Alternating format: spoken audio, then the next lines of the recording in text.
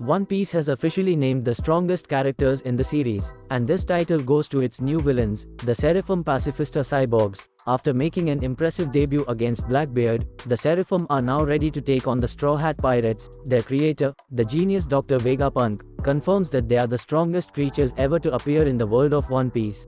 The Seraphim are the most advanced version of Pacifista Cyborgs, created by Dr. Vegapunk to be the ultimate weapons used by the Navy and the world government against pirates. The first models of Pacifista to appear in the series were modeled after Bartholomew Kuma, a former warlord of the sea, and an officer of the Revolutionary Army who accepted to become Vegapunk's test subject for unknown reasons. More recently, One Piece revealed that Vegapunk has actually cloned all former members of the warlords, mixing their genes with those of the ultra-powerful Lunarian race, and adding further technological improvements. The resulting creatures, despite still being children, are so strong that they can easily withstand the blows of Blackbeard, who is one of the series' most powerful characters. Chapter 1070 of One Piece confirms that the Seraphim also have an additional tool in their arsenal, in the form of devil fruit powers. Vegapunk explains to his new allies the Straw Hat Pirates, that the only type of devil fruit he was able to create artificially are 𝙲𝚘𝚙𝚢𝚛 for paramecia. However, he found a special type of artificial green blood, synthesized from the DNA of devil fruit users, that can confer their same powers through a transfusion.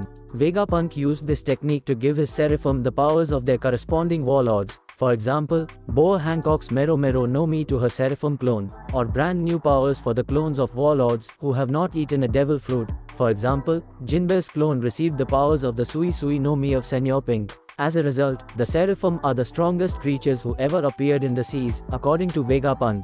One Piece's Seraphim are the series' strongest creatures. The scientists' claim is a huge one, considering that the world of One Piece has witnessed the appearance of incredibly powerful individuals, such as those who received the title of Emperors of the Sea: Whitebeard, Kaido, Big Mom, Shanks, Blackbeard, and most recently Luffy. However, Vegapunk's claim is not unsubstantiated. In their first appearance, one Seraphim, the one modeled after Dracul Mihawk, withstood the blows of Blackbeard, enhanced by the powers of his two devil fruits, and came out without a scratch. The former warlords were all very strong pirates, and their clones have been enhanced using the DNA of the Lunarians, a legendary near-extinct race, whose members came to be known as divine beings due to their unnatural resilience and power.